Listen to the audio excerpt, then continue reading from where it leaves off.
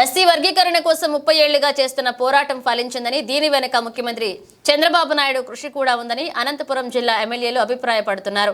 Supreme court తీర్పు నేపథ్యంలో అంబేద్కర్ విగ్రహం వద్ద పెద్ద ఎత్తున సంబరాలు చేసుకున్నారు. ఈ కార్యక్రమంలో Madakasira MLA MS Raju, Anantapuram urban MLA Daggupati Venkateswara Prasad, TDP జిల్లా అధ్యక్షుడు వెంకట శివుడు యాదవ్, ఇతర ముఖ్య నాయకులు పాల్గొన్నారు. అంబేద్కర్ కు ఘనంగా నివాళులర్పించారు. ఈ సందర్భంగా ఎమ్మెల్యేలు మాట్లాడుతూ మాదిగ సామాజిక వర్గానికి ఇప్పుడే అసలైన న్యాయం జరుగుతుందన్నారు. సుప్రీంకోర్టు తీర్పును త్వరలో తమ ప్రభుత్వం అమలు చేస్తుందన్నారు. ఈ చారిత్రాత్మక విజయానికి మాదిగలతో పంచుకోవడం ఆనందంగా ఉందన్నారు. తెలుగు రాష్ట్రాల్లో సామాజిక న్యాయం కోసం, దళితుల్లో ఏబిసిడి వర్గీకరణ కోసం, అణగారిన వర్గాల్లో అట్టడుగు వర్గాన ఉన్నటువంటి వాళ్లకు రాజ్యాంగ ఫలాలు అందాలనే ఉద్దేశంతో మాన్యశ్రీ మందాకృష్ణ మాదిగ గారి నాయకత్వంలో 1994 జూలై 7వ తారీఖున ప్రకాశం జిల్లా ఈదుమూడి అనే ఒక కుగ్రామంలో ఎంఆర్పిఎస్ ఉద్యమం ప్రారంభమైంది.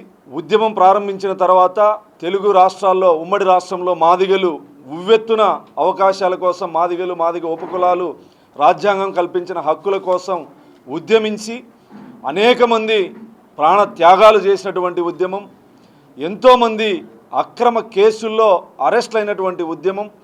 ఈ ఉద్యమాన్ని మొట్టమొదటిగా గౌరవ ముఖ్యమంత్రి నారా చంద్రబాబు నాయుడు గారు గౌరవించి మాదిగ ఉపకులాల యొక్క హక్కుల్ని అర్థం చేసుకొని, బాధల్ని అర్థం చేసుకొని 99లో జస్టిస్ రామచంద్రరాజు కమిషన్ వేసి నిజంగా దళితుల్లో కొన్ని వర్గాలకు అన్యాయం జరుగుతుంది, విద్యా, ఉద్యోగ, ఆర్థిక, సామాజిక, రాజకీయ రంగాల్లో వెనుకబాటుతనంలో ఉన్నారని చెప్పేసి రాష్ట్రపతి ఆర్డినెన్స్ ద్వారా చంద్రబాబు నాయుడు గారు సామాజిక న్యాయాన్ని, వర్గీకరణని అమలు చేస్తే ఈరోజు గౌరవ దేశ ప్రధానమంత్రి నరేంద్ర మోడీ గారు కూడా ఈ ఆంధ్రప్రదేశ్లో లేదా దక్షిణాది రాష్ట్రాల్లో దళితుల్లో అసమానతలు ఉన్నాయి, ఇంకా వీళ్ళు అభివృద్ధి చెందాలంటే వర్గీకరణ ఒక్కటే మార్గం అని చెప్పేసి ఈ ఉద్యమానికి బాసటగా నిలబడినటువంటి వ్యక్తి.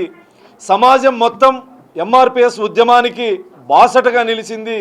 ఈరోజు గౌరవ ముఖ్యమంత్రి నారా చంద్రబాబు నాయుడు గారు నిన్న మడకసిర మీటింగ్లో కూడా చెప్పడం జరిగింది, అన్ని కులాలకి న్యాయం చేస్తా, ఏ కులానికి అన్యాయం జరగనివ్వను, జిల్లాల వారీగా సామాజిక న్యాయం చేస్తా. తాడపత్రిలో మొట్టమొదటి మాదిగ అమరవీరుడు తెల్లబండ్ల రవి మాదిగని మొట్టమొదటి అమరవీరుడు. ఆ రోజు చేసినటువంటి త్యాగాలు వృధా కాలేదు, మీ త్యాగాల ఫలం ఈరోజు సుప్రీంకోర్టు తీర్పు అని చెప్పేసి ఈరోజు భారతదేశంలోనే సామాజిక న్యాయాన్ని అమలు చేసేందుకు సుప్రీంకోర్టు తీర్పునివ్వడం, దాన్ని దేశ ప్రధాని స్వాగతించి మీ రాష్ట్రాల్లో చేసుకునేటువంటి అవకాశాల్ని కల్పించడం, మీ ప్రాణ త్యాగాలు ఈరోజు భారతదేశ వ్యాప్తంగా సామాజిక న్యాయం అమలు కావడానికి మీరు అమరులయ్యారని చెప్పేసి, మీ ప్రాణత్యాగం వృధా కాలేదని చెప్పేసి సందర్భంగా అమరవీరులకి చేతులు జోడించి ఘనంగా నివాళులు అర్పిస్తూ, ఎస్సీ వర్గీకరణ అనేది 30 ఏళ్ల కళ, 30 ఏళ్ల పోరాటం. మందకృష్ణ మాదిగలు ఎన్నో పోరాటాలు చేస్తే ఈ ఎస్సీ వర్గీకరణ ఈరోజు చేయడం జరిగింది. గతంలో కొందరు నాయకులు ఈ ఎస్సీ వర్గీకరణకు చాలా అడ్డం పడ్డారు. దానిలో భాగంగానే ఒక్క చంద్రబాబు నాయుడు గారు మాత్రమే దళితులకు అండగా నిలబడి వారి భావోద్యోగాలని అర్థం చేసుకొని సెంట్రల్ గవర్నమెంట్కి రికమెండ్ చేయడం జరిగింది. ప్రస్తుతం సుప్రీంకోర్టు ఎస్సీ వర్గీకరణకు గ్రీన్ సిగ్నల్ ఇవ్వడం చాలా సంతోషకరం. అలాగే ఎస్సీ రిజర్వేషన్లు ఉపవర్గీకరణ రాష్ట్ర ప్రభుత్వాలు చేసుకోవచ్చునని సుప్రీంకోర్టు తీర్పు వెలువరించడం చాలా సంతోషకరమైన విషయము. అలాగే ఎస్సీలో నిజమైన పేదలకు రిజర్వేషన్ ఫలితాలు అందుతాయని చెప్పేసి తెలియజేస్తా ఉన్నాను. అలాగే ఎస్సీ సోదరుల కుటుంబాల్లో దీనిపై పక్షపాత వ్యతిరేకాలు వ్యక్తమవుతున్నాయి. వారి సంతోషం చూస్తుంటే మాలాంటి వారికి కూడా చాలా ఆనందంగా ఉంది. ఎస్సీ వర్గీకరణ సాధ్యమైనదంటే దీనికి మందకృష్ణ మాదిగ పోరాటం ఒకటైతే, దానిలో ప్రధాని నరేంద్ర మోడీ గారు, ముఖ్యమంత్రి నారా చంద్రబాబు నాయుడు గారి పాత్ర చాలా ఉందని చెప్పేసి తెలియజేసుకోవడం చాలా సంతోషంగా ఉంది.